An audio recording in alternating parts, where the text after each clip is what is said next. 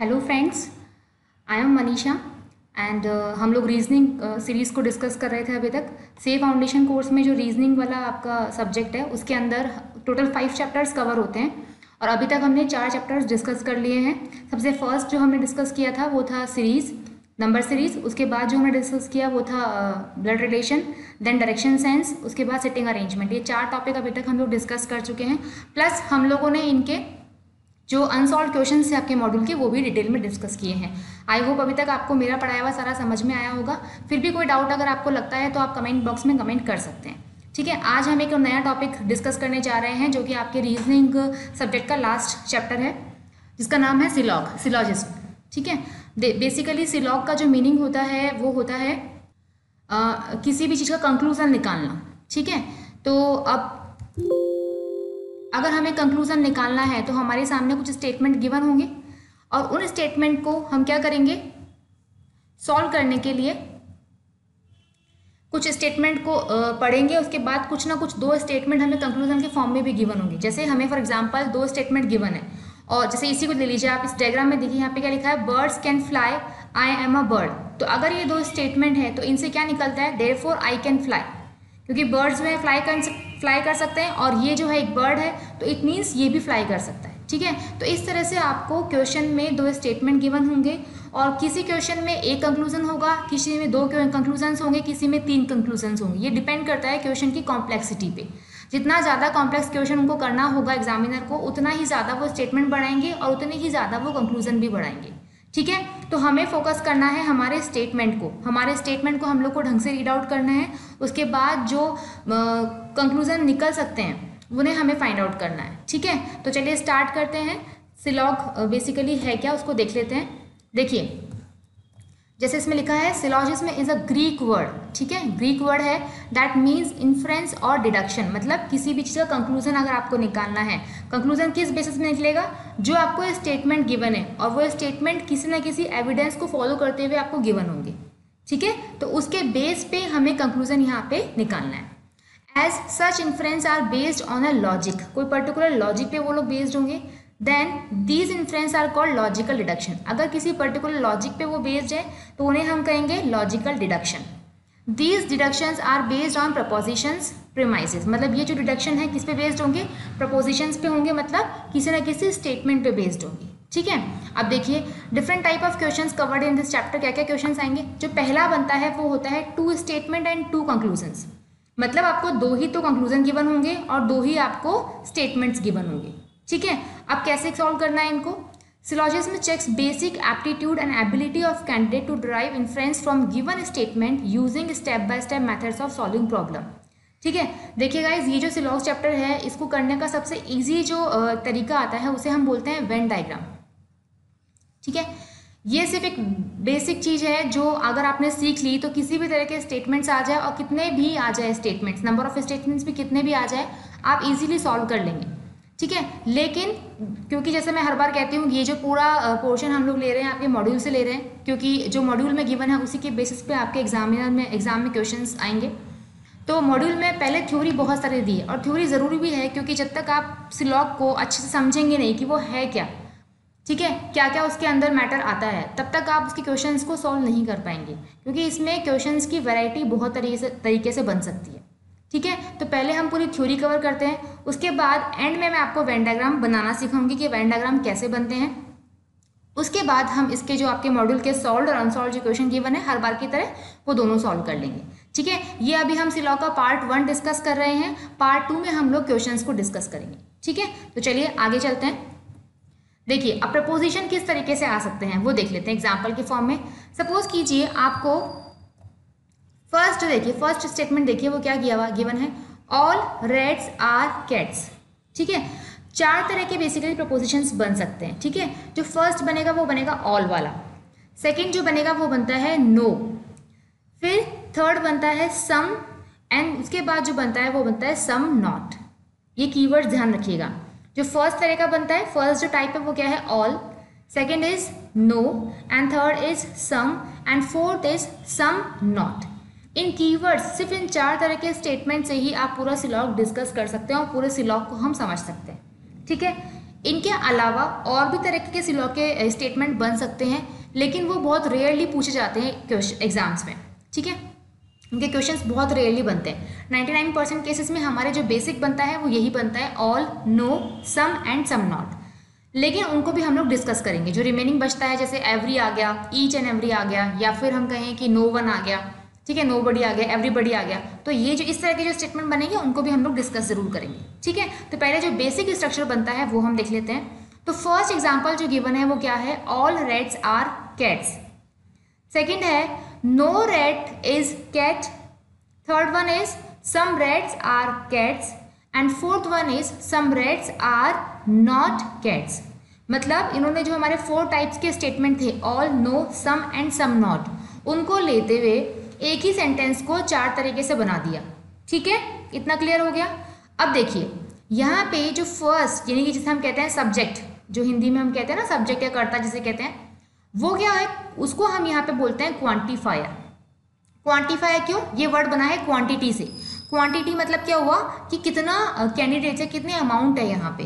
तो ऑल का मतलब जितने भी है वो सब क्या है, जितने भी रेट है वो सारे के सारे क्या है, कैट है, ठीक है। तो क्वांटिफायर क्योंकि इसे बोला क्योंकि ये डिनोट करता है कि यहाँ पे नंबर ऑफ कैंडिडेट्स या नंबर ऑफ पीपल कह लीजिए जिसके बारे में भी आप बात कर रहे हैं, वो उनका नंबर कितना है। तो ऑल में तो मतलब सब लोग आ गए। अगर नो की बात करें तो मतलब कोई भी नहीं आया, सिंगल पर्सन भी नहीं है। अगर हम सम की बात करें तो मतलब यहाँ पे कुछ अमाउंट में आया है, ऑल नहीं आया। और सम नॉट में मतलब कुछ नहीं आया और कुछ रह गया है, ठीक है। एक तरह से ये दोनों जो है कॉन्ट्राडिक्शन है, एक तरह ये दोनों सम और सम नॉट जो है दोनों क्या है, एक दूसरे के आप कंपोजिट कह सकते हो कि ये इसका कॉन्ट्राडिक्ट है और ये इसका कॉन्ट्राडिक्ट है, ठीक है।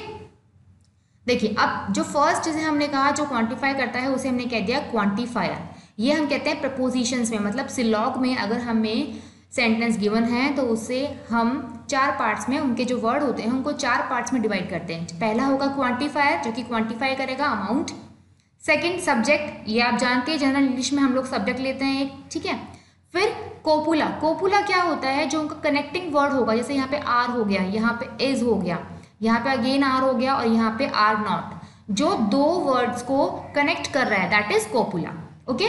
नाउ प्रेडिकेट, जैसे आप इंग्लिश में कहते हैं एक ऑब्जेक्ट लास्ट वाला जो आता है, तो वही मान लीजिए कि प्रेडिकेट क्या है, यहाँ पे जो लास्ट का ऑब्जेक्ट होता है उसे हम प्रेडिकेट कहते हैं यहाँ पे, ठीक है। तो प्रपोजिशंस यानी कि किसी भी सेंटेंस में 4 तरह से हम लोग उसको डिफाइन कर सकते हैं। पहला है all, second one is no, then some not. और उन सेंटेंस में 4 तरह से मतलब 4 टाइप से हम उनको वर्ड्स को डिफ्रेंशिएट कर सकते हैं। पहला हो जाएगा quantifier which denote the number amount of any one, okay. Now second one is subject, third one is copula which is a connecting word, and last one is predicate which can say that it is a object, okay. Now in all the sentence mentioned above, a relation is established between subject and predicate with the help of quantifier and copula. Obviously देखिए अगर हम copula और quantifier को हटा दें तो हमारे पास बचेगा rat and cat, ठीक है। तो क्या इन rat और cat में हम कोई भी रिलेशन एस्टैब्लिश कर पा रहे हैं क्या, नहीं कर पा रहे हैं। लेकिन अगर हमने यहाँ पे क्वांटिफायर और कॉपुला को ऐड कर दिया तो इससे हमें एक पूरा सेंटेंस मिल गया और उन 2 जो सब्जेक्ट प्रेडिकेट थे उनके बीच में हमें रिलेशन भी आइडेंटिफाई हो गया, ठीक है। तो ये लाइन बिल्कुल करेक्ट है कि अगर हमें सब्जेक्ट और प्रेडिकेट के बीच में रिलेशन बताना है तो उसके लिए हमें क्वांटिफायर और कॉपुला को लगाना पड़ेगा किसी न किसी सेंटेंस में, ठीक है। तो ये चीज़ ध्यान रखिएगा अभी तक कि सिलॉग बेसिकली होता क्या है, to derive conclusion from given sentence, ठीक है। हम कोई ना कोई कंक्लूजन डिराइव करेंगे और 4 तरह के सेंटेंस सिलॉग में हम पढ़ने वाले हैं, all, no, some and some not. All में अच्छा अब इन चारों सेंटेंस में 4 जो मेन पॉइंट्स हैं वो है quantifier, subject, copula and predicate, ठीक है। चलिए आगे देखते हैं। अब देखिए कंपोनेंट जो मैंने अभी बताया उन्हीं को यहाँ पर डिटेल में डिस्कस किया है। तो क्वांटिफायर मतलब क्या हुआ, द वर्ड्स ऑल, नो, सम, ये जो हमने अभी देखे थे ये क्या है, क्वांटिफायर है। As they specify a quantity, क्योंकि वो क्या बताते हैं, क्वांटिटी को बताते हैं। Keep in mind that all and no are universal quantifier because they refers to each and every object of a certain set. Universal मतलब क्या हुआ कि सब कुछ आ गया उसमें, पूरे जगत को ले लिया एक तरह से, ये मान लीजिए, ठीक है। तो ऑल और नो को क्यों बोला, क्योंकि ऑल में तो इसने सब कुछ इंक्लूड कर लिया और नो में इसने सब कुछ एक्सक्लूड कर दिया, ठीक है। तो यहाँ पे उन्होंने किसी को छोड़ा नहीं है और यहाँ पे किसी को लिया नहीं है। ऑल में तो किसी को छोड़ा नहीं है और नो में किसी को उन्होंने लिया नहीं है, तो ये क्या है, यूनिवर्सल क्वांटिफायर हो जाएंगे। लेकिन सम जो है वो क्या है, पर्टिकुलर क्वांटिफायर है, as it refers to at least one existing object in a certain set. अब देखिए सेट यहाँ पे आया, पहले इसको समझ लेते हैं। देखिए सेट क्या होता है गाइस, सेट का बेसिकली मीनिंग है कि ऐसे उसमें ऑब्जेक्ट्स जो, वैसे ही मैथ्स में आप लोग पढ़ेंगे, मैथ्स के जब वीडियोस हम लोग जल्दी डालने वाले हैं और मैथ्स में सेट मैं आपको डिटेल में पढ़ाऊंगी। सेट बेसिकली होता क्या है कि उसमें कुछ आपको सेट की प्रॉपर्टी होती है। जैसे अगर हमने कहा कि वॉवल का सेट, अल्फ़ाबेट्स अगर हम बात करें ABCD, तो उसमें जो वॉवल्स होते हैं वो क्या होते हैं, A E I O U, ठीक है। तो अगर मैं इन वॉवल्स के सेट की बात करूँ तो इसमें सिर्फ और सिर्फ ये 5 ही आने चाहिए, ठीक है। अब सपोज कीजिए मैंने एक सेट बना दिया A E और I, तो ये भी वॉवल्स का ये सेट है, लेकिन इसमें सारे वॉवल्स हमने कंसिडर नहीं किए हैं। तो अगर हम इसको लेते हैं तो ये तो हमारा ऑल में चला जाएगा क्योंकि इसमें सारे वॉवल हमने कंसिडर किए हैं, लेकिन ये हमारा किस में जाएगा, सम में जाएगा, क्योंकि इसमें हमने 2 वॉवल्स को एक्सेप्ट कर दिया, ठीक है। तो ये है क्या, ये भी एक तरह से वॉवल्स ही है, ये भी वॉवल्स ही है, लेकिन इसमें हमने सारे वॉवल्स को कंसिडर कर लिया है और इसमें से हमने 3 वॉवल्स को लिया है। तो ये क्या हो जाएगा, एक पर्टिकुलर क्वांटिफायर हो जाएगा जिसमें at least one existing object is a certain set, मतलब कोई ना कोई एक उस सेट का कोई ना कोई एक एलिमेंट जरूर आएगा ही आएगा। सम अगर आ गया तो मतलब कुछ, लेकिन कुछ में भी आप नंबर 1 से स्टार्ट हो सकता है और मैक्सिमम में कितना भी जा सकता है, लेकिन मिनिमम में एटलीस्ट यानी कम से कम एक जरूर आना ही चाहिए, तभी वो सम की कंडीशन को फुलफिल करेगा। क्लियर हो गया होगा, ठीक है। वैसे सेट वाला जो टॉपिक है आपके मैथमेटिक्स में गिवन है, सीए फाउंडेशन कोर्स का जो सिलेबस है उसमें मैथ्स वाले टॉपिक में, मैथ्स वाले सब्जेक्ट में एक चैप्टर अलग से गिवन है, सेट, रिलेशन एंड फंक्शन, और जब आप वो पढ़ेंगे तब आपको ये पूरा क्लियर हो जाएगा कि सेट होते क्या हैं, ठीक है। वैसे सिलॉग को पढ़ने के लिए पहले वो पढ़ना जरूरी है, लेकिन फिर भी मैं आपको पूरा डिटेल में करवाऊंगी तो आपको नीड नहीं लगेगी कि आपने वो स्किप किया हुआ पोर्शन है, ठीक है। तो पूरा डिटेल में हम लोग यहीं पे क्लियर कर लेंगे। देखिए अब सब्जेक्ट पे आते हैं। सब्जेक्ट तो आप लोग को पता ही है, subject the part of sentence something is said about, जिसके बारे में हम कुछ कह रहे हैं, एंड इसे हम ऐसे डिनोट करते हैं। कोपुला क्या होता है, कनेक्टिंग, जैसे हमने कहा था, it is that part of proposition that denote the relation between subject and predicate. It means connecting जो एलिमेंट होगा वो हमारा कोपुला हो जाएगा। Then predicate, it is that part of proposition which is affirmed detail about the subject, जो कि उस subject के बारे में डिटेल हमें बताता है, ठीक है। एक तरह से ये मान लीजिए आप अभी, ठीक है। चलिए अब आगे देखते हैं क्लासिफिकेशन ऑफ प्रपोजिशंस। अब तक हमने देखा, हमने प्रपोजिशन के कंपोनेंट्स पढ़ लिए, अब हम प्रपोजिशन को क्लासीफाई करते हैं। 3 तरह से हम प्रपोजिशन को डिवाइड कर सकते हैं। जो पहला है वो है categorical, second is hypothetical and third is disjunctive, ठीक है। First categorical proposition, hypothetical proposition and third one is disjunctive proposition. अब कैसे हमने इनको डिवाइड किया है, इनके डिटेल भी हम लोग देख लेते हैं पहले ये क्या चीज़ें हैं। चलिए तो अब हम इन प्रपोजिशंस को डिस्कस कर लेते हैं डिटेल में। तो जो सबसे पहले आता है वो आता है हमारा कैटेगरियल प्रपोजिशन, ठीक है।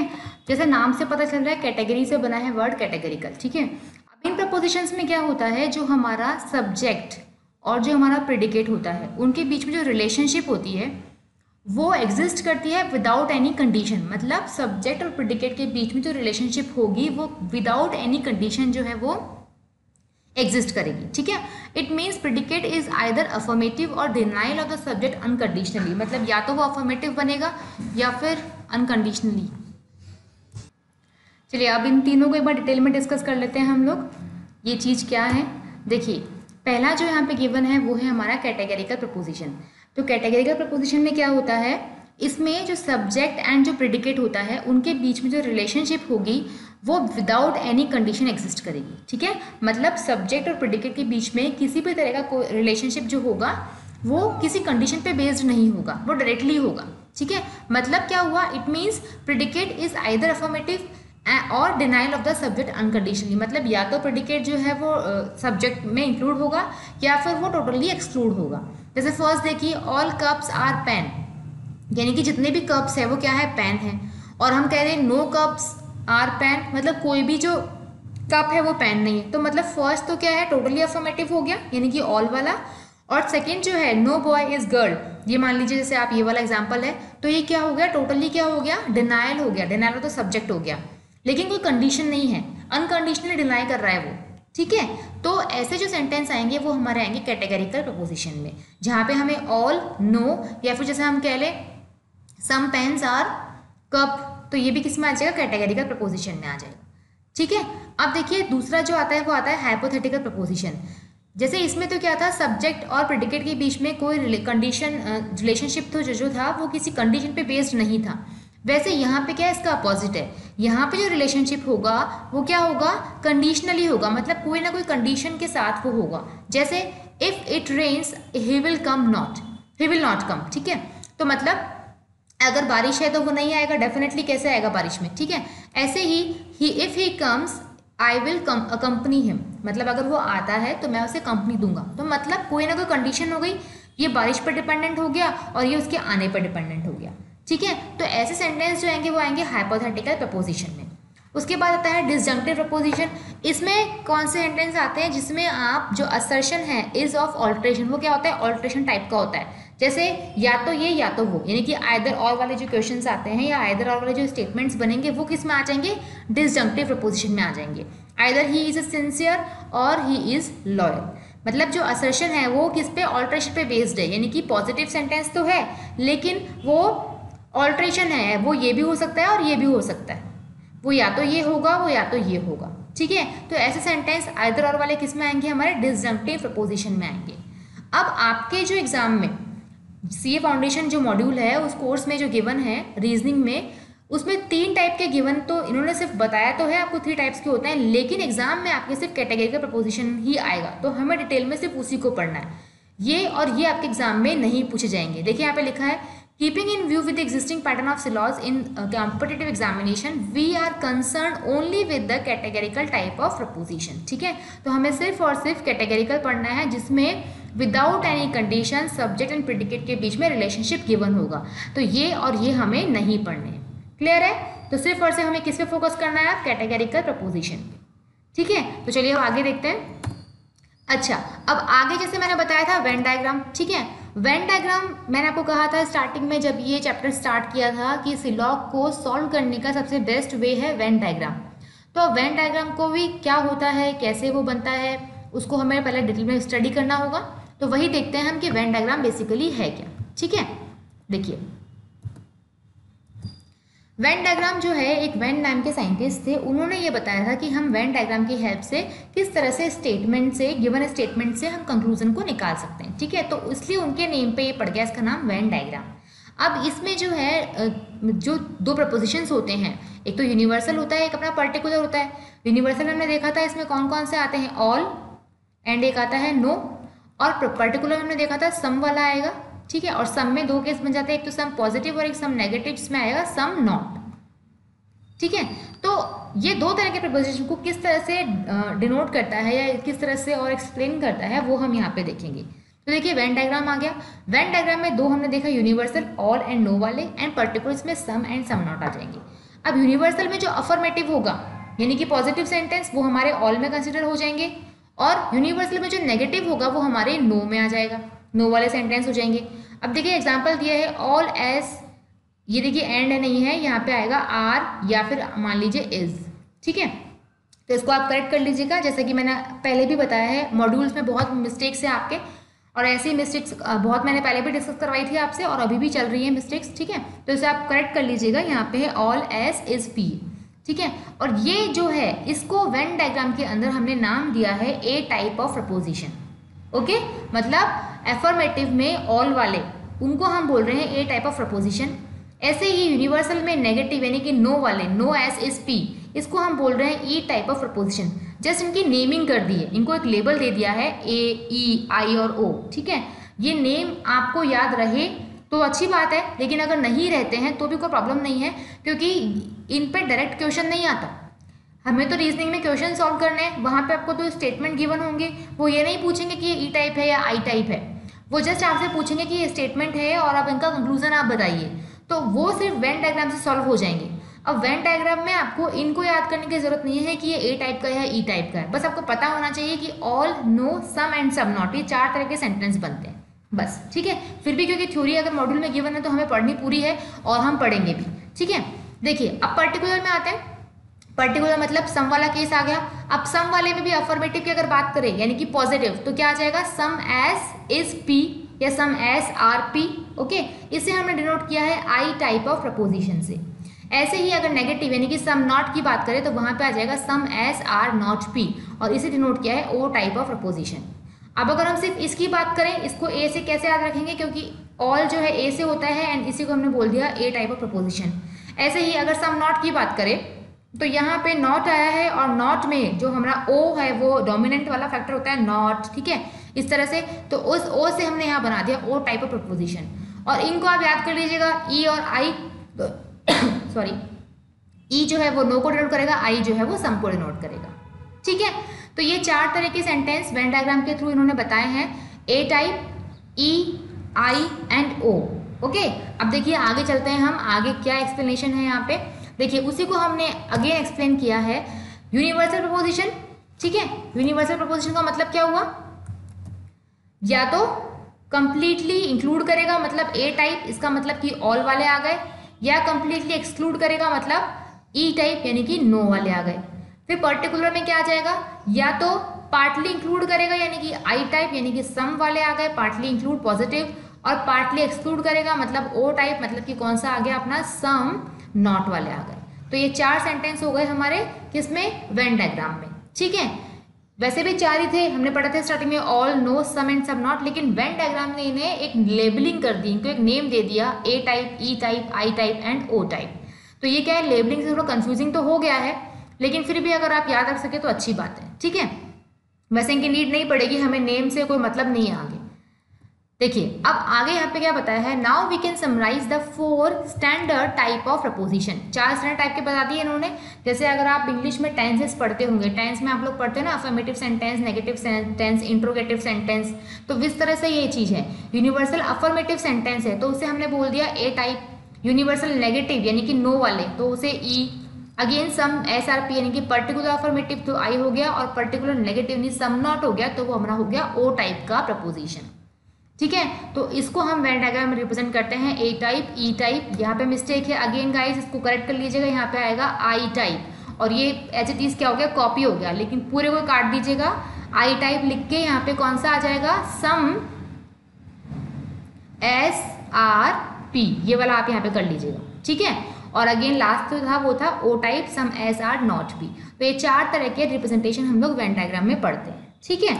अब देखिए एक अनदर टाइप का जो प्रपोजिशन होता है वो होता है हमारा हिडन प्रपोजिशन। इसे हिडन क्यों कहा है कि हम ये आइडेंटिफाई नहीं कर पा रहे हैं कि इसे किस टाइप में हमें डालना है, ठीक है, तो उसे हम हिडन में डाल देते हैं। तो ऐसे प्रपोजिशन को हमें किस में डालना है ये हम देख लेते हैं, और कौन से ऐसे होंगे जो कौन से टाइप में जाएंगे ये भी हम देख लेते हैं। जैसे the type of positions we have discussed earlier are of standard nature, ठीक है, वो स्टैंडर्ड नेचर कहते हैं, इसमें यूनिवर्सल आएगा या फिर पर्टिकुलर आएगा। But there are propositions which do not appear in standard format and yet can be classified under any of the 4 types. किसी भी 4 टाइप में हम क्लासीफाई कर सकते हैं उनको, ठीक है। तो देखिए पहला जो था ए टाइप प्रपोजिशन में, इसमें कौन कौन से आएंगे, देखिए ऐसे प्रपोजिशंस जो कि एवरी एंड एनी उससे स्टार्ट हो रहे हैं, beginning with every and any, वो हम ए टाइप में इंक्लूड कर देंगे। जैसे एग्जाम्पल लीजिए, एवरी कैट इज डॉग, तो इसे हम इस तरह से कह सकते हैं कि ऑल डॉग्स आर कैट, ठीक है, तो ये हमारा ए टाइप में चला जाएगा। Each of students of the class has passed, मतलब all student of class 10th have passed, ये हमारा मतलब इसका ये तो हुआ। Anyone can do this job, मतलब all can do this job. अब एनीवन मतलब यहाँ पे वुमेन भी आ गए, चिल्ड्रन भी आ गए, मैन भी आ गए, तो यहाँ पे ऑल में आपको स्पेसिफाई करके ब्रैकेट में बताया है कि वुमेन को भी इंक्लूड कर रहे हैं, ठीक है। तो मतलब एवरी वाले, ईच वाले एंड एनीवन वाले ये किस में चले जाएंगे, हमारे ए टाइप ऑफ प्रपोजिशन में चले जाएंगे। अब बेसिकली तो हमें ऑल ही मिलता है, लेकिन इसके अलावा अगर आपको एवरी, ईच और एनीवन भी मिलता है तो भी आप उन्हें ए टाइप में ही कंसिडर करेंगे, ठीक है। लेकिन एग्जाम में जो मेन मिलता है 99% केसेस में तो आपको ऑल वाला ही मिलेगा, बहुत रेयरली मिलेगा कि आपको अगर एवरी वाला मिल जाता है, तो कोई दिक्कत वाली बात नहीं है।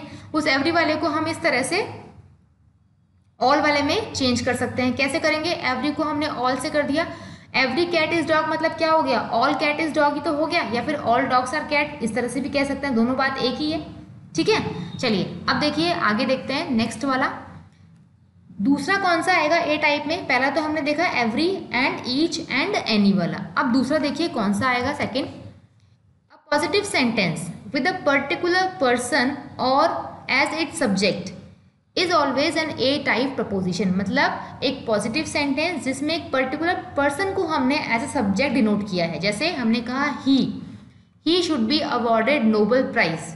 ठीक है, तो ही एक सब्जेक्ट हो गया और ये हमारा क्या हो गया, एक प्रिडिकेट है। यहाँ पे गलत है, ये यहाँ पे क्या है, प्रिडिकेट है। ठीक है, तो ये एक पर्टिकुलर सब्जेक्ट की बात हो रही है, ही एक पर्टिकुलर पर्सन होगा, इसलिए ये किस में जाएगा, हमारा ए टाइप ऑफ सेंटेंस में जाएगा। ऐसे यहाँ पे देखिए, Raman is a great scientist, तो रमन जो है वो एक पर्टिकुलर सब्जेक्ट हो गया, पर्टिकुलर पर्सन के बारे में बात हो रही है, इसीलिए, और ये सेंटेंस कैसा है, पॉजिटिव है, तो ये हमारा किस में जाएगा, ए टाइप ऑफ सेंटेंस में जाएगा। ठीक है, ध्यान रखिएगा, पहला जो केस था वो था एवरी, एनी एंड ईच वाला। उसके बाद ऐसा पॉजिटिव सेंटेंस जिसमें एक पर्टिकुलर सब्जेक्ट की बात हो रही है, तो वो हमारा ए टाइप ऑफ सेंटेंस में जाएगा। थर्ड केस जो है वो है a sentence with a definite exception is a type, मतलब उसमें पर्टिकुलर एक्सेप्शन है, साफ साफ क्लियर दिख रहा है। जैसे इसमें एग्जांपल देखिए, ऑल गर्ल्स, सारी गर्ल्स इंक्लूड कर दिया, except Sanjana is a healthy, यानी कि ऐसा सेंटेंस जिसमें एक पर डेफिनेट एक्सेप्शन है, उसे हम क्या कहेंगे, A type of exception, A type of proposition. All boys except Ram is intelligent, सारे बॉयज इंटेलिजेंट है लेकिन सिर्फ राम नहीं है, तो वो डेफिनेट एक्सेप्शन हो गया। तो ये सब किस में चले जाएंगे, ए टाइप ऑफ सेंटेंस में। थर्ड केस हमने क्लियर कर लिया है, आपको क्लियर हो गया होगा आई थिंक। अब देखिए ई टाइप, तो अभी तक हमने जो पढ़ा, कौन सा पढ़ा था, ए टाइप। ए टाइप में तीन चीजें थी, तीन केसेस थे। First every, each and any वाले सेंटेंस। सेकंड था ऐसा सेंटेंस जिसमें पर्टिकुलर सब्जेक्ट के बारे में बात हो रही है, जैसे रमन के बारे में बात हुई थी, तो वो हमारा जाएगा ए टाइप ऑफ सेंटेंस में। थर्ड जो था वो था कि ऐसा अफर्मेटिव सेंटेंस जो, क्योंकि ए टाइप है तो ऑब्वियसली अफर्मेटिव सेंटेंस ही इसमें आएंगे। ठीक है, तो उसमें क्या होगा, पर्टिकुलर डेफिनेट एक्सेप्शन होगा, जैसे all boys except Ram is tall. ठीक है, तो वो किस में आ जाएंगे, हमारे ए टाइप ऑफ सेंटेंस में। अब दूसरा आता है ई टाइप। ई टाइप में आपको याद आ रहा हो कौन से थे, इसमें नो वाले थे, इसमें मतलब यूनिवर्सल में नेगेटिव नो वाले जो थे वो हमारे ई टाइप में थे। All negative sentence beginning with no one, उसमें ए में तो आ गया हमारा एनी वन, और यहाँ पे आ गया नो वन, क्योंकि उसका अपोजिट है, नॉट अ सिंगल। अगर इस तरह के हमारे वर्ड्स आ रहे हैं तो वो हमारे किस में आ जाएंगे, no type, E type of proposition में। ठीक है, जैसे एग्जांपल देखिए, not a single student could answer the question. ठीक है, यानी कि किसी ने भी आंसर नहीं किया।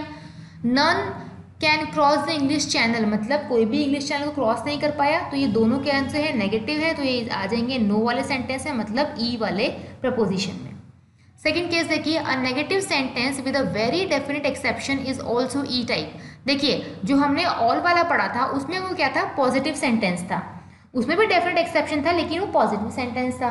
अब ये हमारा नेगेटिव सेंटेंस है और इसमें भी क्या है, डेफिनेट एक्सेप्शन है, तो वो क्या हो जाएगा, हमारा ई टाइप में चला जाएगा। मतलब ए और ई में सिर्फ नेगेटिव और पॉजिटिव का ही डिफरेंस है मेनली। तो इसमें क्या है, no girl except Sanjana is healthy, उसमें क्या पढ़ा था हमने, ऑल गर्ल्स, यहाँ पे नो की जगह ऑल था, तो वो किस में जा रहा था, ए टाइप में। अब यहाँ पे क्योंकि नो आ गया है तो वो किस में आएगा, ई टाइप। ठीक है, तो ऐसे सेंटेंस जो नेगेटिव है और उसमें एक डेफिनेट एक्सेप्शन गिवन है, तो वो भी हमारे किस में चले जाएंगे, ई टाइप ऑफ सेंटेंस में। ठीक है, जैसे अनदर एग्जांपल है, no boy except Ram is intelligent, मतलब कोई भी बॉय, राम के अलावा कोई भी नहीं है जो इंटेलिजेंट है, तो ये हमारा किस में आ जाएगा, ई टाइप में आ जाएगा, जिसमें डेफिनेट एक्सेप्शन है और एक नेगेटिव सेंटेंस है। जो थर्ड केस है इसका, वो देखिए, when an interrogative sentence is used to make an assertion, this could be reduced to an E-type preposition। मतलब कि कोई इंट्रोगेटिव सेंटेंस है और उसे हम असर्शन बनाने के लिए यूज में ले रहे हैं। जैसे एग्जांपल देखिए, is there any person who can scale Mount Everest, मतलब ये है तो इंट्रोगेटिव क्योंकि इससे स्टार्ट हो गया, क्वेश्चन वाला हो गया ये, लेकिन ये क्या कर रहा है, असर्शन बना रहा है। कैसे ये बोल रहा है कि is there any person who can scale Mount Everest, कि क्या कोई ऐसा आदमी है या पर्सन है जो कि माउंट एवरेस्ट को स्केल कर सकता है। तो इसका कंक्लूजन क्या निकला, ये निकला कि none can climb Mount Everest, ये निकला कि नो वन या नन कह लीजिए या नो वन कह लीजिए, no one can climb Mount Everest. ठीक है, तो नो वन वाले किस में आ जाएंगे, आपने नेगेटिव में आ जाएंगे। तो ये चीज़ ध्यान रखिएगा कि ऐसे इंटरोगेटिव सेंटेंस जो कि एक असर्शन बना रहे हैं उस बारे में कि कोई भी नहीं चढ़ता, is there any person who can scale Mount Everest, ठीक है, तो इस तरह के सेंटेंस भी हमारे किस में आएंगे, ई टाइप ऑफ प्रपोजिशन में आएंगे, मतलब जो नो वाले सेंटेंस होंगे उसमें आएंगे, राइट। चलिए अब फोर्थ देखिए, अ नेगेटिव सेंटेंस, क्योंकि नेगेटिव तो है तो नेगेटिव डेफिनेटली इसमें आने वाला है। With a particular person as its subject, हमने उसे पढ़ा था positive sentence with a particular person as its subject, किसमें पढ़ा था ये, ए वाले में, मतलब ऑल वाले में, और यहाँ पे पॉजिटिव की जगह क्या कर दिया है, नेगेटिव कर दिया है, ठीक है। जैसे he does not deserve Nobel prize, उसमें क्या था, ही डिजर्व नोबेल प्राइज, ठीक है। तो ये किस में आ जाएंगे, हमारे नेगेटिव में, मतलब ई टाइप ऑफ सेंटेंस में। Raman is not a great scientist, तो रमन पर्टिकुलर सब्जेक्ट हो गया, और क्योंकि ये नेगेटिव सब्जेक्ट है तो ये आएगा हमारे ई टाइप में। अगर ये होता Raman is a great scientist, तो ये किस में आता, ए में, क्योंकि नेगेटिव नहीं था तो ये ऑल वाले में कंसिडर होता। क्लियर है, आई होप आपको अभी तक ए और ई टाइप में जो सेंटेंस, ऐसे सेंटेंस जो कि क्लियरली डिफाइंड नहीं होते हैं, वो कौन कौन से आएंगे वो क्लियर हो गए होंगे, ठीक है। अब देखिए आई टाइप, अब आई मतलब कौन से आएंगे आई वाले में, आई वाले में आएंगे सम वाले, और सम में कौन से, पॉजिटिव जो होंगे, यानी कि सम एस आर पी, ये वाले जो है वो हमारे आई टाइप में आएंगे, ठीक है। अब देखिए इसमें ऐसे और इसके अलावा कौन आ सकते हैं, वो देखिए पॉजिटिव प्रपोजिशन आएंगे ऑब्वियसली, क्योंकि सम हमारा पॉजिटिव है। Beginning with words such as most, few, mostly, generally, almost, frequently and often, इस तरह के अगर हम वर्ड्स यूज में ले रहे हैं सेंटेंस में, तो उनको हम आई टाइप में रिड्यूस कर सकते हैं। जैसे एग्जांपल देखिए, almost all the vegetables have been sold, मतलब ऑलमोस्ट मतलब मैक्सिमम बिक गई है, लेकिन अभी भी कुछ तो रह गई है, तो इसे हम कहेंगे some vegetables have been sold. Most of the students will qualify in the test, तो some of the students will qualify in the test, मतलब मोस्ट ऑफ द स्टूडेंट का मतलब क्या हुआ कि कुछ ने कर, बहुत सारों ने कर लिया लेकिन अभी भी कुछ है जो रह गए हैं, ठीक है, तो इसलिए सम वाला केस हो जाएगा। Boys are frequently physically weak, तो मतलब क्या हुआ, some boys are physically weak. जहाँ पे भी ऐसे वर्ड्स आते हैं most, a few, mostly, generally, almost and frequently and often, तो आप उनको डायरेक्टली किस में डाल दीजिए, आई टाइप में डाल दीजिए, बहुत ईजी है ये तो, ठीक है। दूसरा देखिए, ऐसे negative proposition beginning with word such as few, यहाँ पे अ फ्यू है, ध्यान रखिएगा, अ फ्यू है तो सेंटेंस पॉजिटिव होगा, यहाँ पे फ्यू है तो सेंटेंस हमारा नेगेटिव होगा, ये चीज ध्यान रखिएगा, बहुत इंपॉर्टेंट चीज है ये। तो few, seldom, hardly, rarely, little, अगर ये सेंटेंस आएंगे नेगेटिव के साथ में तो हमारा वो आई टाइप ऑफ प्रपोजिशन हो जाएगा। जैसे देखिए, seldom writers do not take rest, तो सम राइटर्स टेक रेस्ट, ठीक है। Few teachers do not tell a lie, मतलब कुछ टीचर्स जो हैं वो, ये जो फ्यू वर्ड होता है ना, ये एक्चुअली नेगेटिव के लिए होता है, और एक नेगेटिव हमने यहाँ पे ऑलरेडी डाल दिया है, फिर नेगेटिव से नेगेटिव क्या हो जाएंगे, क्रॉस हो जाएंगे, पॉजिटिव बन जाएंगे, इसलिए यहाँ पे फ्यू यूज किया है, ठीक है। Few teachers do not tell a lie, तो मतलब some teachers tell a lie, okay. Rarely scientist do not get a good job, तो मतलब some scientist get a good job, मतलब रेयरली होते हैं, रेयरली नेगेटिव के सेंस में हम लोग यूज करते हैं जनरली, ठीक है। तो रेयरली साइंटिस्ट ही हैं जो कि क्या होते हैं, जिनको गुड जॉब नहीं मिलती है, तो मतलब मोस्टली को तो मिल जाती है, इसका मतलब some scientist get a good job, ठीक है। तो आई टाइप में क्लियर हो गया होगा, ऐसे सेंटेंस जो कि पॉजिटिव है और उनके अंदर most, a few, mostly, generally, almost, इस तरह के वर्ड्स आ रहे हैं, और ऐसे सेंटेंस जो कि नेगेटिव है और उनके साथ में फ्यू, सेल्डम, हार्डली, रेयरली, इस तरह के नेगेटिव वर्ड्स आ रहे हैं, तो उन्हें हम आई टाइप ऑफ प्रपोजिशन में कंसिडर करेंगे। क्लियर है, ठीक है। आगे चलते हैं, आगे हमारा इसमें एक और केस है थर्ड वाला, उसमें भी देख लेते हैं। इसमें क्या है, a positive sentence with an exception which is not definite, मतलब देखिए अभी तक हमने ऑल में पढ़ा कि डेफिनेट एक्सेप्शन था पॉजिटिव सेंटेंस के साथ में, और नो में हमने पढ़ा कि नेगेटिव सेंटेंस के साथ में डेफिनेट एक्सेप्शन था। अब यहाँ पे क्या है, सेंटेंस तो पॉजिटिव है लेकिन जो एक्सेप्शन है वो डेफिनेट नहीं है, तो उसे हम आई टाइप में कहेंगे। For example, all boys except a few, यहाँ पे अगर पर्टिकुलर पर्सन का नाम होता, लाइक पहले वाले में क्या था, रमन था, या जैसे संजना किसी गर्ल की हाइट का नाम था, ठीक है। तो अगर कोई पर डेफिनेट होता तब तो हम इसे किस में डाल देते, ऑल है तो किस में डाल देते, ऑल वाले में डाल देते, मतलब ए टाइप ऑफ पोजीशन में डाल देते। लेकिन यहाँ पे ऑल तो है लेकिन यहाँ डेफिनेट नहीं है, अ फ्यू दे दिया, तो ये किस में आ जाएगा हमारा, सम वाले में। Indefinite exception as name of the girls are not given, okay. अब देखिए यहाँ पे गर्ल का नाम आएगा कि बॉय आएगा, बॉय आएगा, ये मिसप्रिंट हुआ है, ठीक है। अब all girls except 4 have pass, अब यहाँ पे 4 नंबर दे दिया, 4 गर्ल्स का नाम देते तो ये किस में चला जाता, ऑल वाले में चला जाता है, लेकिन क्योंकि 4 गर्ल्स का नेम नहीं है यहाँ पे, डेफिनेट एक्सेप्शन नहीं है, तो ये हमारा आएगा सम वाले में। तो थर्ड केस भी क्लियर हो गया होगा आपको। अब देखिए हम लास्ट देख लेते हैं ओ टाइप ऑफ प्रपोजिशन।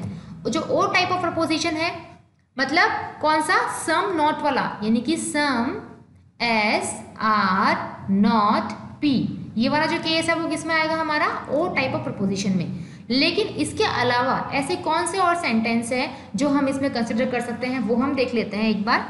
देखिए जो पहला है वो है ऑल प्रपोज नेगेटिव प्रपोज, क्योंकि देखिए नेगेटिव तो होगा ही होगा ऑब्वियसली। तो all negative proposition beginning with words such as all, every, any, each, ये वर्ड्स अगर नेगेटिव के साथ आ रहे हैं तो हम इन्हें ओ टाइप में कंसिडर करेंगे। फॉर एग्जाम्पल ऑल साइकोज आर नॉट गिल्टी, ऑल यानी पॉजिटिव, सॉरी ऑल तो आ गया लेकिन नेगेटिव के साथ नॉट, और यहाँ पे वर्ड आ गया ऑल, तो अब ये किस में चला जाएगा, सम साइकोज आर नॉट गिल्टी। इसका मतलब क्या है कि सारे साइको गिल्टी नहीं है, सम तो है वो, मतलब सारे साइकोज गिल्टी नहीं है, यानी कि सम साइकोज ही गिल्टी नहीं है, ठीक है। फिर है all that glitters is not gold, जो भी चमकता है वो गोल्ड नहीं होता, मतलब some glittering objects are not gold. Everyone is not scientist, everyone अगर यहाँ पे आ गया और यहाँ पे नॉट नेगेटिव के साथ अगर ये आया है तो सम आर नॉट साइंटिस्ट, ये क्लियर हो गया आपको, यानी कि नेगेटिव सेंटेंस प्लस ये words all, every, any and each, okay ठीक है। अब सेकंड देखिए यहाँ पे negative sentence, negative proposition with the words as most, यहाँ पे अगर आ रहा है a few, mostly, generally, almost, frequently, इस तरह के वर्ड्स अगर आ रहे हैं नेगेटिव सेंटेंस के साथ में तो भी हम उन्हें ओ टाइप में कंसिडर करेंगे। जैसे एग्जाम्पल देखिए, boys are usually not physically weak, ठीक है, यहाँ पे वर्ड कौन सा आ गया, यूजुअली, मतलब जनरली, ठीक है, तो इसका मतलब क्या हो जाएगा, some boys are not physically weak. Priest are not frequently thief, जरूरी नहीं है ना, तो इसमें क्या लिखा है, some priest are not thief. Almost, ठीक है, all the questions can not be solve, तो some questions can not be solve. इस तरह से ओ टाइप में आप दो तरह के देख रहे हो, दोनों पहली बात तो नेगेटिव है क्योंकि हम ओ में नेगेटिव ही कंसिडर करते हैं, सम नॉट वाला केस। दूसरा, अगर नेगेटिव के साथ ऑल, एवरी, एनी, ईच इस तरह के वर्ड्स आते हैं तो वो ओ टाइप में कंसिडर होगा। अगर उसके साथ most, a few, mostly, rarely, generally, इस तरह के ऑलमोस्ट, फ्रिक्वेंटली ये वर्ड्स आएंगे तो वो भी हमारा ओ टाइप में कंसिडर होगा, ठीक है। इसका जो थर्ड केस है वो क्या है, पॉजिटिव प्रपोजिशन। देखिए अभी तक हमने दो केस किए, उसमें नेगेटिव था दोनों में, अब जो देख रहे हैं वो क्या है, positive. Positive proposition with starting with words such as few, जैसे हमने पढ़ा था पहले वाले में, few, seldom, hardly, scarcely, rarely, little, ये किस में आ जाएंगे, ओ टाइप ऑफ प्रपोजिशन में आ जाएंगे हमारे। जैसे फ्यू बॉयज आर इंटेलिजेंट, तो some boys are not intelligent, क्योंकि देखो ये फ्यू जो है वो नेगेटिव सेंस के साथ ही यूज होता है। जो हमने नो वाले केस में एक केस लिया था वहां पर हमने किया था few boys are not intelligent, some वाले में लिया था सॉरी, तो few boys are not intelligent, तो ये फ्यू नेगेटिव है और नॉट भी नेगेटिव था, नेगेटिव से नेगेटिव क्रॉस होकर क्या बन गए थे, प्लस बन गए थे, तो बन गया था वो सम बॉयज आर इंटेलिजेंट। वैसे यहाँ पे ये फ्यू आया है और नॉट नहीं आया है, तो मतलब ये फ्यू नेगेटिव सेंस में यूज हो रहा है, तो हम इसको रिप्लेस कर सकते हैं किससे, some boys are not intelligent. फिर सेल्डम आर इनोसेंट्स गिल्टी, तो some innocents are not guilty, इस तरह से आप इनको रिप्लेस कर सकते हैं इन सेंटेंस। फोर्थ जो केस है उसका वो क्या है, a negative sentence with an exception which is not definite is to be reduce to the O type of proposition, मतलब एक नेगेटिव सेंटेंस होगा जो कि एक एक्सेप्ट, मतलब जो उसमें एक्सेप्शन गिवन है वो इनडेफिनेट एक्सेप्शन है। जैसे no girls except 2 are beautiful, तो ये किस में आ जाएगा हमारा, नेगेटिव सेंटेंस, यानी कि ओ टाइप ऑफ सेंटेंस में। फिर है no cricketer except a few, a few negative में आता है, अब ए फ्यू कोई भी वो आगे सेंटेंस जो है वो आपके मॉड्यूल में मिसिंग था, ठीक है, तो इंडेफिनेट एक्सेप्शन में चला जाएगा ये, क्योंकि यहाँ पे किसी भी क्रिकेटर का नेम मेंशन नहीं है, ठीक है। तो इस तरह से आपके क्या है यहाँ पे, इस तरह से हम ओ टाइप ऑफ में जो अदर चीज़ें हैं सम नॉट के अलावा उनको कैसे लेंगे वो आपको क्लियर हो गया होगा, राइट। अब देखिए आप सोच रहे होंगे बहुत कंफ्यूजन हो गया है, देखिए आपको इतने मैटर में जाना ही नहीं है। बेसिकली अगर मैं बताऊँ आपको, एग्जाम में डायरेक्टली क्वेश्चंस आते हैं, ठीक है, वो all, no, some and some not पे बेस्ड होते हैं बेसिकली, तो मतलब आपके 99 केसेस में तो वही बनते हैं। फिर भी अगर 1% अगर बनता है केस तो आप एक बार जस्ट आपको रीड आउट कर लीजिए, वैसे भी सेंटेंस देख के समझ में आ जाता है। दूसरी बात, अगर फिर भी अगर वो क्लियर नहीं हो रही हैं चीज़ें, तो वेन डायग्राम जब हम पढ़ेंगे कि वेन डायग्राम कैसे बनता है, तो उससे आपको सारी चीज़ें अच्छे से क्लियर हो जाएंगी, ठीक है। क्योंकि वेन डायग्राम ऐसा है कि वो ये जो कन्फ्यूजन है, जैसे फ्यू आ रहा है कहीं पे, फ्यू आ रहा है कहीं पे, हार्डली, रेयरली, इन कन्फ्यूजन को टोटली वो रिमूव कर देता है, तो आपको इतनी प्रॉब्लम होगी ही नहीं, ठीक है। तो चलिए आगे देखते हैं। अब देखिए कुछ एक्सक्लूसिव प्रपोजिशंस होते हैं, ठीक है, जो हम किस में कंसिडर करें ये हम क्लियर नहीं कर पाते, तो वो हम आइदर और केस में ले लेते हैं। तो एक बार देख लेते हैं उनको वो क्या होते हैं, ठीक है। देखिए, such propositions start with only, alone, none but, none else but etcetera, मतलब ऐसे प्रपोजिशन जो कि ओनली से स्टार्ट हो रहे हैं, या फिर ध्यान रखिएगा स्टार्ट हो रहे हैं ये, ठीक है। Alone, none but, none else but, इनसे अगर कोई स्टार्ट होने वाले प्रपोजिशन हैं तो या तो हम उनको ए में लेंगे, या हम उनको ई में लेंगे, या हम उनको आई में लेंगे। मतलब यहाँ पे ओ टाइप का कोई रोल नहीं है, यहाँ पे ई, ए और आई का ही रोल है, ठीक है। जैसे यहाँ पे देखिए, only post graduates are officers, तो ओनली आ गया, यानी कि पोस्ट ग्रेजुएट्स हैं, सिर्फ वही ऑफिसर्स हैं, तो ये किस में आ जाएगा, हमारा ई टाइप में आ जाएगा, ठीक है। फिर none post graduate is officer, मतलब कोई भी पोस्ट ग्रेजुएट जो है वो ऑफिसर नहीं है, तो ये हमारा ए टाइप में आ जाएगा। All officers R post graduate, जितने भी ऑफिसर्स हैं वो कौन है, पोस्ट ग्रेजुएट है, ठीक है। अब यहाँ पे ऑल वाला तो एग्जाम्पल दिया ही नहीं है, लेकिन क्योंकि ये ऑल आया है तो ये सिंपल सेंटेंस हो गया, all officer R post graduate, तो इसको काट दीजिएगा, ये हमारा ए टाइप ऑफ प्रपोजिशन में डेफिनेटली जा रहा है, साफ साफ दिख रहा है, ऑल आ गया, पॉजिटिव सेंटेंस है, ये सब्जेक्ट हो गया, ये प्रेडिकेट हो गया, ठीक है। तो ये थोड़ा सा मिसप्रिंट है इसमें।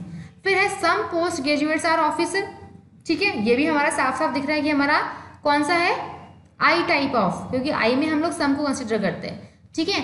तो अगर हमारे पास ओनली और नन और अलोन, तो इस तरह के अगर आएंगे हमारे, तो हमारे हम ई में या ए में या आई में हमको ट्रांसफर कर सकते हैं। अब आपके एग्जाम में कभी भी ओनली वाले पूछे ही नहीं गए हैं अभी तक, तो वैसे भी ये तो फर्स्ट टाइम होने वाला है, ठीक है। पर फिर भी जब मैंने और जितने भी कॉम्पिटिटिव एग्जाम और देखे हैं, क्योंकि आपका मॉड्यूल जो है वो अंडर कॉम्पिटिटिव एग्जाम्स को ध्यान में रखते हुए ही बनाया गया है, ठीक है। जैसे उसमें एक लाइन आगे मेंशन थी, अगर आपने ध्यान से पढ़ा हो तो, कि अदर कॉम्पिटिटिव एग्जाम में कैटेगरिकल प्रपोजिशन को ही वो इंक्लूड करते हैं, तो इसीलिए आपके भी वही दिया गया है। तो इसीलिए ये जो चीज़ें हैं ओनली, नन, ऑल, इतना डेप्थ में आप लोगों के आने वाला नहीं है एग्जाम में। फिर भी लेकिन आपको पता होना चाहिए कि अगर ओनली आएगा तो हम उसे ई टाइप में कंसिडर करेंगे, नन अगर आएगा तो हम उसे ए टाइप में कंसिडर करेंगे, ठीक है। ये हमारे एक्सक्लूसिव प्रपोजिशन होते हैं जो हम कहीं पे इंक्लूड नहीं करते, उन्हें हम अलग से यहाँ पर डिफाइन करते हैं एक्सक्लूसिव में, ओके, राइट। चलिए अब देखिए, एक इन्फ्रेंस हमने वर्ड देखा था, इसका मीनिंग क्या था, conclusion on the basis of evidence, मतलब एविडेंस के बेसिस पे हम कंक्लूजन निकाल रहे हैं। तो जो इन्फ्रेंस होता है उसके भी कुछ टाइप्स होते हैं, ठीक है। अब वो टाइप्स क्या होते हैं, inference drawn from sentence, inference मतलब जो रिजल्ट, जो कंक्लूजन हम निकाल रहे हैं वो दो तरह का हो सकता है। कौन कौन सा, पहला आता है इमीडिएट इन्फ्रेंस और दूसरा आता है कौन सा, मीडिएट इन्फ्रेंस, ठीक है। तो अब इमीडिएट इन्फ्रेंस क्या होते हैं, मीडिएट इन्फ्रेंस क्या होते हैं, और किस तरह के आगे और इनके डाइवर्जन्स होंगे, क्या क्वेश्चंस इनसे बनते हैं, कैसे इनको सॉल्व करना है, ये हम आगे नेक्स्ट वीडियो में देखेंगे। अभी के लिए अभी तक आपको इतना समझ में आया होगा। अभी तक हमने क्या पढ़ा, एक बार रिवाइज, एक रिकैप देख लेते हैं। हमने सबसे पहले सिलॉग को डिफाइन किया, ठीक है। सिलॉग क्या होता है, बेसिकली ग्रीक वर्ड है, इसका बेसिक मीनिंग क्या होता है, इन्फ्रेंस या डिडक्शन, मतलब एक कंक्लूजन हमें फाइंड आउट करना होता है, ठीक है। इसमें हम लोग दो स्टेटमेंट और दो कंक्लूजन वाले बेसिकली पढ़ेंगे, डिफरेंट टाइप के बन सकते हैं, दो स्टेटमेंट दो कंक्लूजन, तीन स्टेटमेंट फोर कंक्लूजन, इस तरीके से। लेकिन आपको जो पढ़ने हैं दो स्टेटमेंट दो कंक्लूजन वाले ही पढ़ने हैं, ठीक है।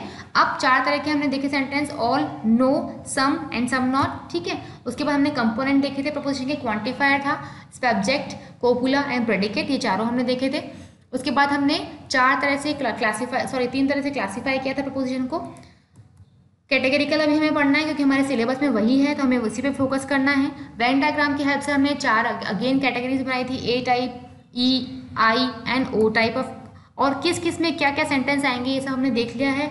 हिडन में कुछ ऐसे केसेस थे जो कि हिडन में जाते हैं, वो हिडन में आने के बाद हम उन्हें ए में डालें या ई में डालें या आई में या ओ में, वो कौन कौन से वर्ड्स होंगे वो हमने यहाँ पे देखा है, ठीक है। और उसके बाद ये पूरा डिटेल में देख के आगे एक्सक्लूसिव प्रपोजिशन हमने देखा, उसमें हमने देखा कि अगर ओनली और नन अगर आपके आते हैं, अलोन आता है, तो उनको आप कैसे किस में डालेंगे, ये हमने देखा। ठीक है, तो अभी तक आई होप आपको इतना समझ में आया होगा। ये भी कंप्लीट नहीं हुआ है, ये इसका पार्ट 1 है। हम लोग नेक्स्ट वीडियो जल्दी ही बनाने वाले हैं। और अभी तक आपकी कोई भी क्वेरी होती है तो आप उनको कमेंट बॉक्स में डाल के कमेंट करके कोई भी क्वेरी आप पूछ सकते हैं। ठीक है, और ये इसका पार्ट 2 जो है, जिसमें हम थोड़ी डिटेल देखेंगे इन्फ्रेंस के बारे में, और उसके बाद वेन डायग्राम कैसे बनते हैं वो मैं आपको बताऊंगी।